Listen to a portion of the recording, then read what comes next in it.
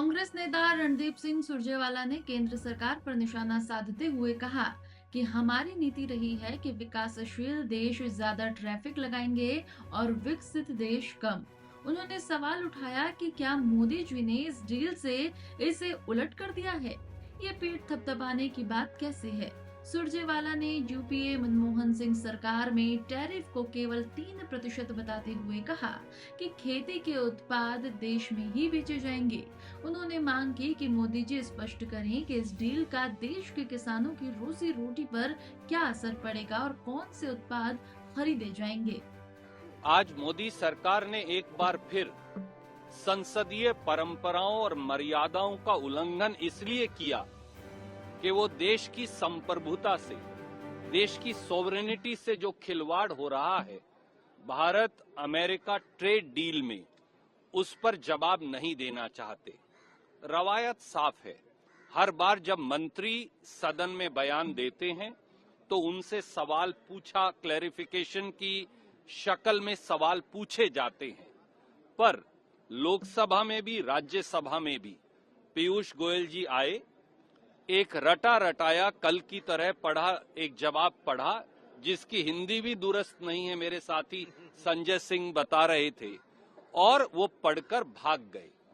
ये न संसदीय मर्यादाएं हैं, न वो सारे सवाल हैं जो देश जानना चाहता है। और इसलिए अनेकों सवाल लोगों के जहन में हैं।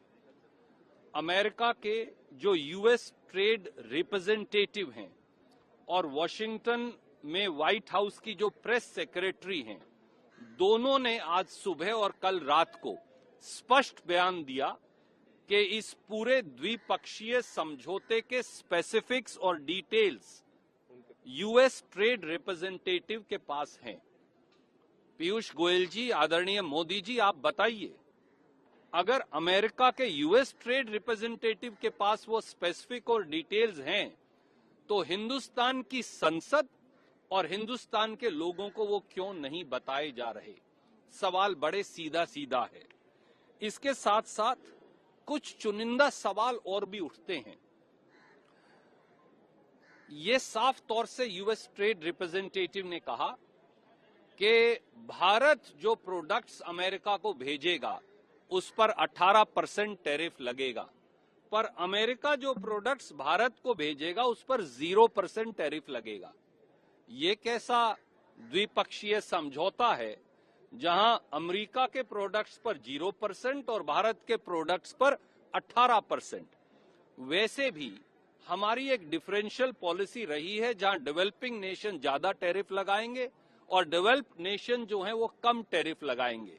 क्या इस भारत की डिक्लेयर्ड पॉलिसी का reversal Indo US trade deal से मोदी जी ने कर दिया है? और ये पीठ थपथपाने की बात कैसे है, क्योंकि ये तो भारत के साथ अनफेयर समझौता है। जब यूपीए मनमोहन सिंह जी की गवर्नमेंट में ये ट्रेड टैरिफ केवल 3% था। एक सीधा सा सवाल और भी है, खेती के जो प्रोडक्ट्स हैं, जो अमेरिका के किसानों के प्रोडक्ट्स हैं, वो हिंदुस्तान में बेचे जाएंगे। यूएस ट्रेड रिप्रेजेंटेटिव ने वीडियो स्टेटमेंट में कहा और वहां की प्रेस सेक्रेटरी ने कि $500 बिलियन के खेती के प्रोडक्ट्स, एनर्जी, केमिकल्स इत्यादि प्रोडक्ट्स खरीदे जाएंगे। मोदी जी को यह बताना चाहिए कि उन $500 बिलियन में अमेरिका के कितने बिलियन डॉलर के खेती के प्रोडक्ट्स हैं और कितने साल में भारत खरीदेगा, और उसका हिंदुस्तान के किसान की रोजी रोटी, रोजगार पर क्या प्रतिकूल असर पड़ेगा। ये नहीं बता रहे कि वो कौन से प्रोडक्ट्स हैं जो खरीदे जाएंगे, क्योंकि पिछले 5 साल में अमेरिका से आयात किया जाने वाले खेती के प्रोडक्ट्स $1.74 बिलियन से बढ़कर $2.85 बिलियन हो गए हैं। 62% तो आप पहले ही मंगा रहे हैं, और जब आप 500 बिलियन का एक बड़ा हिस्सा मंगाएंगे तो भारत का किसान कहां जाएगा? सबसे ज्यादा कौन प्रभावित होगा? कपास पैदा करने वाला किसान, सोयाबीन पैदा करने वाला मध्य प्रदेश, महाराष्ट्र, पंजाब, हरियाणा का किसान कौन प्रभावित होगा? बिहार का किसान कौन प्रभावित होगा?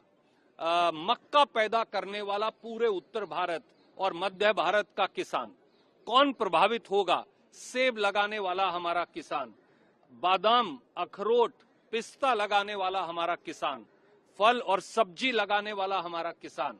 और एक आखिरी बात, क्यों नहीं बता रहे? कह तो रहे हैं कि मिल्क और डेयरी प्रोडक्ट्स नहीं मंगवाएंगे, पर क्या जीएम यानी जेनेटिकली मॉडिफाइड मक्का और दूसरी क्रॉप्स और सोयाबीन आएंगे हमारे देश में? क्योंकि इससे हमारे सीड की प्योरिटी डिस्ट्रॉय हो जाएगी और किसान की आय डिस्ट्रॉय हो जाएगी।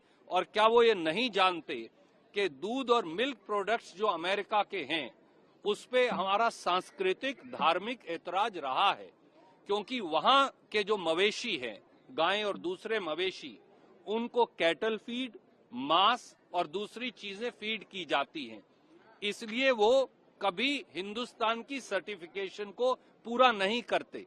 अब अगर वहां से वैसे प्रोडक्ट्स आएंगे तो हमारे भारतीय, खासतौर से जो वेजिटेरियन हैं या जिनका एक विशेष संस्कार और संस्कृति में बहुमत का विश्वास है, उनका क्या होगा? इन सारे सवालों का जवाब ना श्रीमान पीयूष गोयल देते और मोदी जी तो मौन धारण किए ही हैं।